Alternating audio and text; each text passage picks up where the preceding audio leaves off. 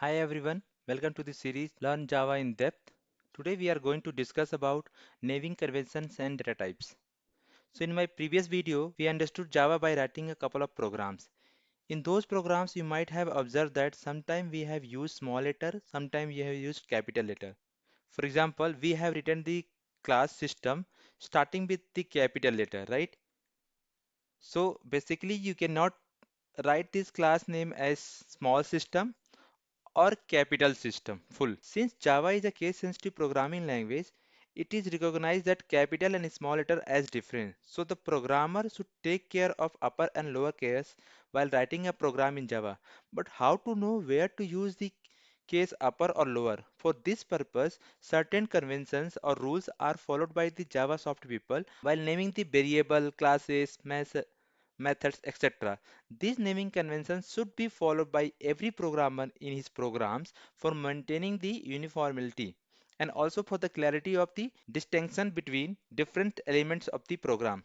These rules also reduce the possibility of any spelling mistakes while writing the name of variable, classes, etc. in the program. For example, Java program will not compile if main method is written like this. The problem in this precedent statement is using capital P for public and capital M for main method. Such error can be eliminated if we follow the naming convention. So let's see what is naming convention in Java. So basically naming conventions specify the rules to be followed by a Java programmer while writing the name of a packages, classes, method, etc. Now let us see some of the major naming convention to be followed in Java. So package represent a subdirectory that contains a group of classes and interfaces. So name of packages in Java are written in small letters, something like this. And another one is classes. So class is a model for creating an object. So a class specifies the properties and action of objects. So an interface is also similar to a class. So each word of class names, interface names, start with a capital letter like this. So next element is methods and variables. So let's see methods. So class and an interface contain methods and variable. The first word of a method name is in small letter. Then from second word onward, each new word start with the capital letter as shown in here like read line, get number instance. The next naming convention is for variable. The naming convention of variable names is same as the method as given like this. Now, the question that is commonly asked is that if same rule is applied for both variable and methods, how can we distinguish between them? The answer is that since a method name ends with a pair of simple braces, right? And it can be distinguished easily from a variable whose name will not have any braces. Now the next naming convention is for constant. Constant represent a fixed value that cannot be altered. For example, pi. So pi value is 3.14 something something, right? Which is fixed. Such contents should be written by using all capital letter like this. Like pi, max value, font, dot, bold. So here bold is the constant in font class. This is the way most of the inbuilt constant in Java are referenced. Now, next naming convention is for keyword. So all the keywords should be written by all the small letter as below, like this. So these are the some couple of the keywords like public, static, void. So these are basic information about the naming convention that we need to follow so to maintain the uniformity. Now let's discuss about what are the data types in Java. So we know we need to write a variable to store the data. Internally, a variable represents a memory location which holds some data. So in our previous program, we have already seen that how we can create the data, right? For example, we have created the data type as integer. So let us see what are the data types available in Java. So first data types available in Java is integer data type. These data types represent a integer number, that is, number without any fractional parts or a decimal point. For example, it can be like 120, 0, 1023, etc. come under this category. Integer data types are again subdivided into four types.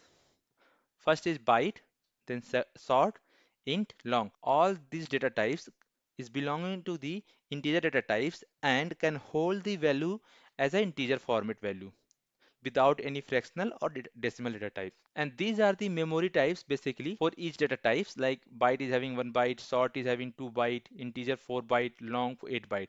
And these are the range.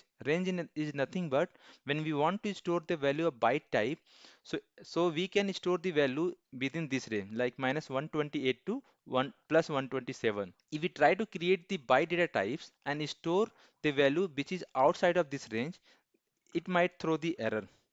We will show in action in upcoming videos. So similarly for the other data types of type integer, these are the range. Now next data type is float data types. So these data types are useful to represent a numbers with a decimal point. So if you remember integer, that these represent the value without any fractional part or decimal point. But float data types are useful to represent the number with the decimal point. For example, pi value is 3.14. So these types of data can be stored as part of the floating data type. So again, these floating data types again classified into the two parts. First is float, that is single precision point, and second is double, that is the double precision floating point number. The differences exist essentially in the number of digits. They can be represented accurately after the decimal point. This accuracy is also called as precision. So what is the difference? Basically, if you see there is some typo here. Basically, float can hold the value of size 4 byte and double can hold the value of type 8 bytes. This is the first difference. Second difference is like float type value can be stored up to 7 digit after the decimal, and double can hold the value up to, I guess, 15 digit accurately after the decimal point. So these are the basic difference between float and double types. Now the next data type is character data types. So this data type represent a single character. Like if you want to store a single character like A, P, asterisk or and etc. So these data types can be represent as a character data type. And this data type size is 2 byte and the value of these data types belonging to the 0 to 65535 range. Moving ahead, now next data type is string data type. So string represent a group of characters like this sktek, right? So this is the group of the character and this is the way of creating the string data type str string str equal to sktek. Now the string type variable str contains value as sktek. Note that any string written directly in a program should be enclosed by using the double quotation. So basically string is a class type also in Java. So if we want to create the object of the string class similar to the any other object, like we can do it. For example, we can do like string str equal to new string and then we can store the value in that object str, or we can directly create the string data types similar to this string str equal to some value. We will see the difference between these two types of creating the string data type in later point of time. Let's move ahead. Next data type is Boolean data type. So Boolean data types represent any of the two values, either true or false, right? So JVM uses one bit to represent a Boolean value internally. Okay. So this is, for example, we can create the Boolean data types as Boolean response equal to true. So here, if you note that the value, there is no quotation is required to provide it. So these are some couple of the data types available in Java. Let's move ahead for the next topic that we are going to discuss, that is literals. So what is literals? Literals is nothing but literals represent a value that is stored into a variable directly in a program. Okay, so for example, in the previous section we have seen, right, Boolean response equal to true. So in the preceding statement, right hand side value are called as literals because these values are being stored into the variable shown at the left hand side. As the data type of the variable changes, the type of the literal also changes. So we can have a different types of literals. So let's discuss one by one. So first is integer literals, represent the fixed integer value like this. okay, like 100 or 26. So as you know, integer. So using the integer types, if we want to store the different types of value, like in the form of decimal or in the form of uh, what you say octal or in the form of hexadecimal, right? So you know that decimal uses 10 digit from 0 to 9 to represent any number. If you want to create the variables like int dec all equal to 26, that will represent as internally decimal. But again, if we want to use the octadecimal format value, which is uses 8 digit from 0 to 7, we can use like int oct value equal to 032. It means that 0 is the prefix for denoting that it is type of the octal.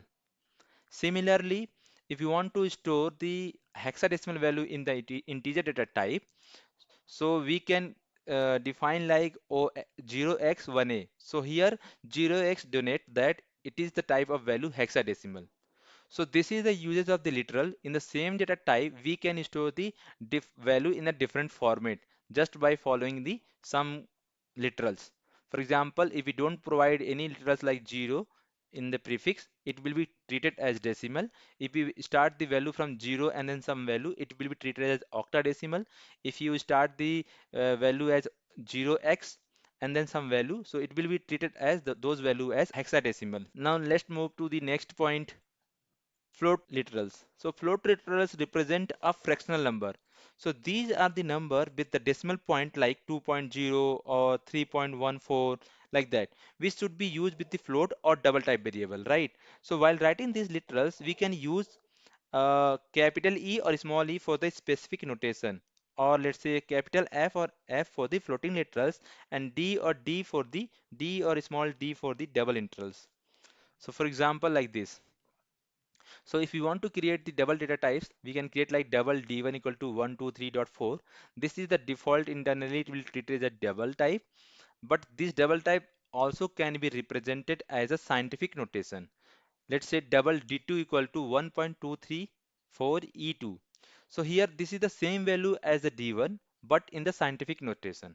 Again, if you want to create the float type value with the literals, so we need to give that f. So like float f equal to 123.4 f. So these are the float literals. Now let's see what is the next literals. So next is character literals. So character can hold the one types of value, one character, right? So let's see, these are the some of the literals that denote to the character literals.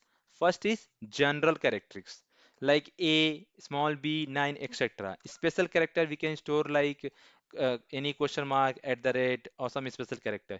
We can also store the Unicode character system value also in the character type.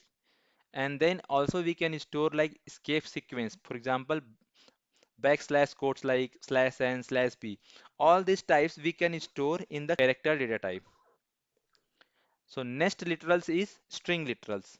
String literals represent object of string class. For example, hello or sktek, right? Which can be directly stored into the string object.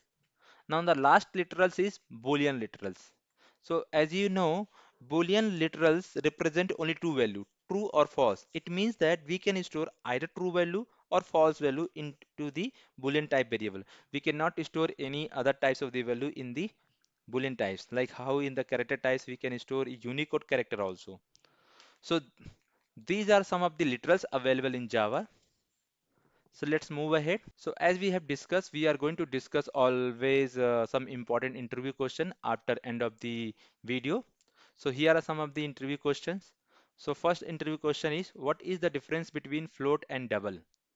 So as you know, float can store the value up to 7 digit after the decimal point, and double can store the value up to 15 digit after the decimal point.